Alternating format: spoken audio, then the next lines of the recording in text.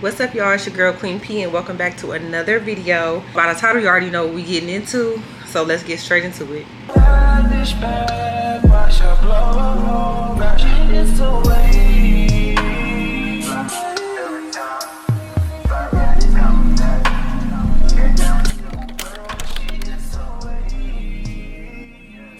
So you guys know I recently moved, and yes, it has helped me tremendously. Like, I have so many good things to say, but y'all, the cost of living is hitting differently. So in this video, I want to do something different. I usually come to y'all with a lot of information, positive energy. We always doing something good over here. But today I want to do a mental health check on the people who watch me and support me, and also whoever is new here and the video comes across and it relates to you. I want to have a different kind of conversation in the comments. So please, please, please, I want y'all to interact with this video and really break down what I'm saying to y'all. So if you're new here, make sure you like, comment, and subscribe. If you are my OGs and you already subscribed, make sure you like and comment so I know this is the kind of content you guys want to see. So as I was saying, me moving into a 1-bedroom versus living in a 2-bedroom, 2-bathroom, I now live in a 1-bedroom, 1-bathroom, and it has made a lot of things so easy and just way more flowy for me, right? But groceries, the cost of groceries, guys, it dawned on me the other day. I said, this is insane.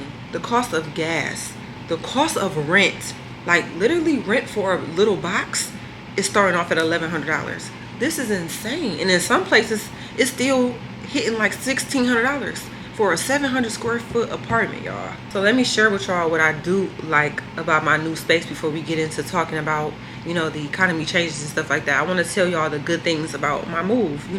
Granted, the economy and the price is just really price gouging at this point.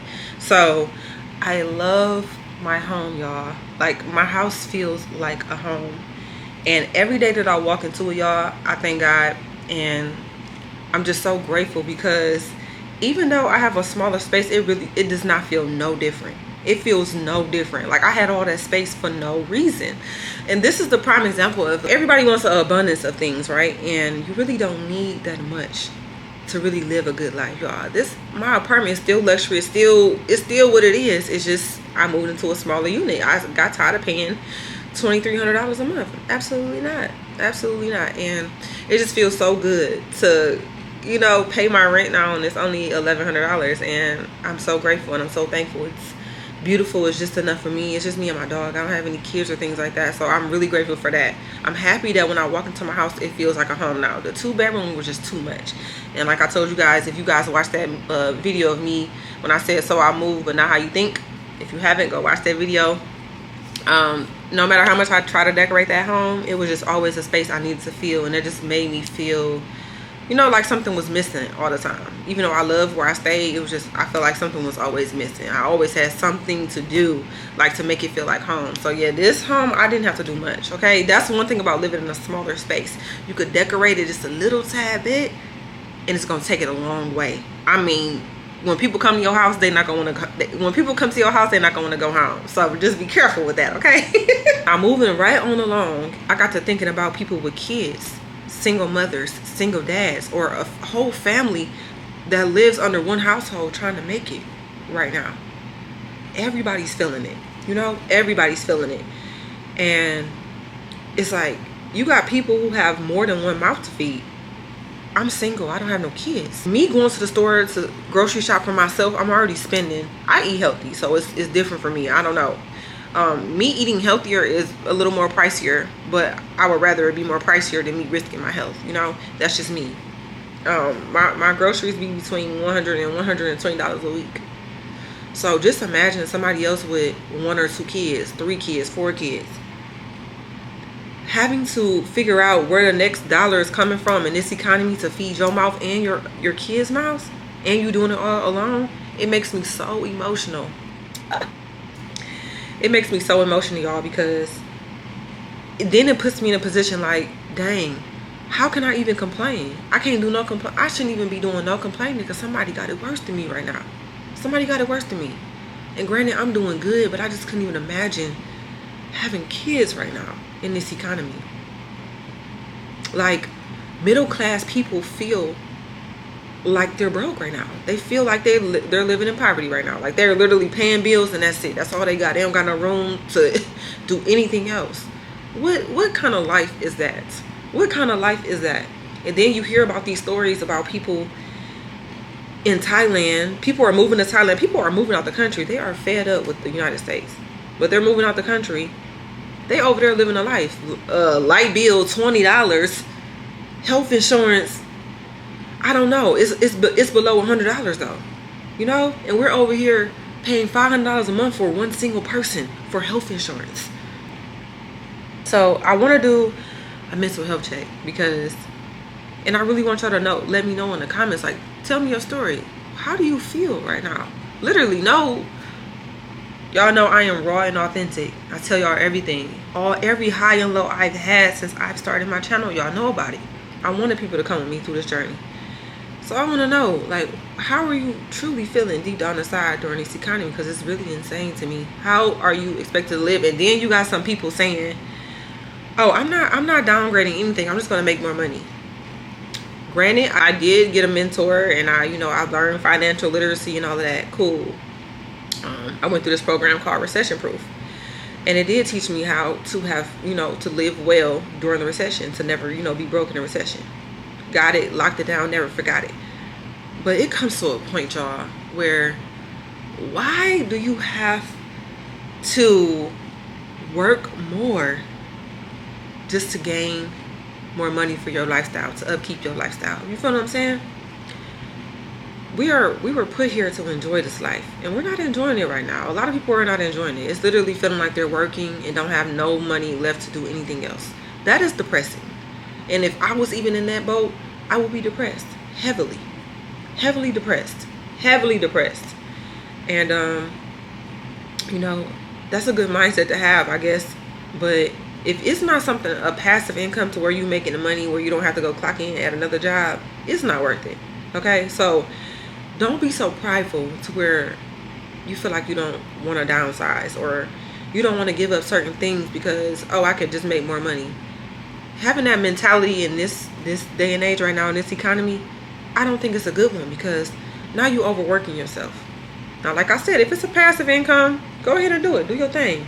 But if it's not gonna breed you no money while you sleeping, I just want people to prioritize giving up some stuff so you can enjoy your life in this moment. We only have one life, y'all. We only have one life. And just imagine just living to pay bills. Like you're about to take the next 6-7 years just focusing on nothing but just paying bills. You're not gonna do anything else. That's not a way of life. So if you have to let go of stuff right now, let it go. Just do what you need to do. Don't have such a prideful attitude because it's only you in that house paying them bills. Or whoever's in your household, it's only y'all taking care of y'all. Nobody else cares. So do it for y'all or do it for yourself. So now I want to talk about my personal hacks and changes I have done in this economy because even though I do make good money, I am very diligent with how I spend my money. And people call me, oh girl, you so cheap. I wish I was more like you. I could, save money instead of blowing it.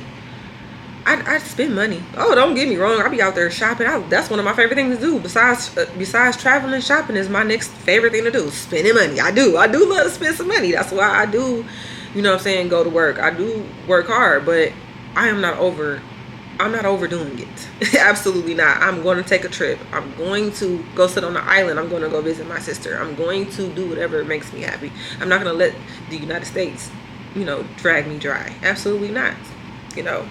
I've always been a rebel child. I like to live on my own terms, but I don't like nobody telling me how I can or, when I can move. Absolutely not. So these are the changes that I have made to, keep my money flowing consistently and also, to where I can still enjoy life. I cook a lot at home. I'm telling y'all right now, a lot of these restaurants be so overhyped, and even when it's good, it'll be good for a couple times, and after a while, you get tired of eating it. So I cook at home. Second thing I do, I stick to what I know when it comes to grocery shopping. My favorite stores right now is Walmart, Kroger's, and H-E-B. Mainly, I've been going to H-E-B and Walmart. I haven't even been to Kroger's because Kroger be acting like the rich auntie sometimes. So, And depending on the HEB you go to, they be acting bougie too. But yeah, I try to stick to my grocery stores that I know I get the bang for my buck and get a lot more. You know what I'm saying? So HEB and Walmart for me. Let me know the stores. Let me know your stores that you shop at. You know, to save your money or couponing. Shout out to all the couponers too, because everybody used to think it was crazy back in the day, but couponing is really where it's at. And that's one thing I don't do, but I kind of want to incorporate it when I can, because at HEB they have a lot of coupons. I use a lot of coupons when I go to HEB, but other than that, I'm not like a huge couponer, but I be thinking about getting to it. You know how much money the people be saving? Do you know how much money the couponers, the real couponers, they barely spend any money at any store for any laundry detergent, groceries. The smartest thing ever. So if you don't coupon, think about doing that. I do a lot of low free cost activities mixed in with expensive activities. And I encourage everybody to do this, because if you do this, you won't feel like you're missing out on things. You won't feel like that you only do stuff when it's expensive. Go to the park. Find new trails to walk on. Like, walking literally gets your brain going. Like, find things to do. Pottery classes, painting with a twist, comedy shows, things like that. Like, they be, you know what, $50, $60, I don't know, but whatever the case is, you can get it done. Just mix the highs with the lows. Okay, that's how you, and that's also how you're going to stay rich as well. If you're planning on being a billionaire, a millionaire, whatever, that's how you stay rich. They mix the highs with the lows. I want to take the time to give some advice, just a little bit. You don't have to take mine, but y'all know I don't never give out no bad advice. If you're thinking about moving, or, you know, downsizing and everything, or if you're thinking about moving out of state in this time, do your research. Do your research. Learn about the how money moves wherever you're going. If you're going into a new position, or you're looking to quit your job, whatever you're thinking of doing, do your research first. This is not the time to be jumping out the field and, oh, I'm quitting my job today, I can't do this no more. Absolutely not. You might not have a job for another 2 years. No BS. Y'all know the job scene is insane right now. I'm hearing people talking about they've been applying for jobs for 2 years and been unemployed for 2 years. Going to job interviews and everybody's turning them down. Y'all, this not the back in the day where you used to get on Indeed. I used to get on Indeed when I first became a truck driver. And I will find a job like this. Oh, you think you finna mistreat me? Oh, I'm gone. Like that. Not in today's world. Granted, I have a good job now, but not in today's world, y'all. Y'all have to think before you do. Think before you react, okay? Everything has a cost today. A big, hefty cost. In closing, I just want to tell y'all that I hope everybody's doing well.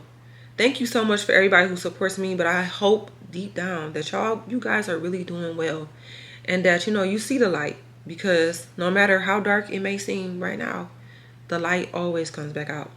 Always. You just have to move with grace. So let me know in the comments, y'all, how y'all feeling. Thank y'all so much for watching this video. And like I always say, I will always try to bring you guys the best content, but I'll always be my what? I will always be myself. Bye.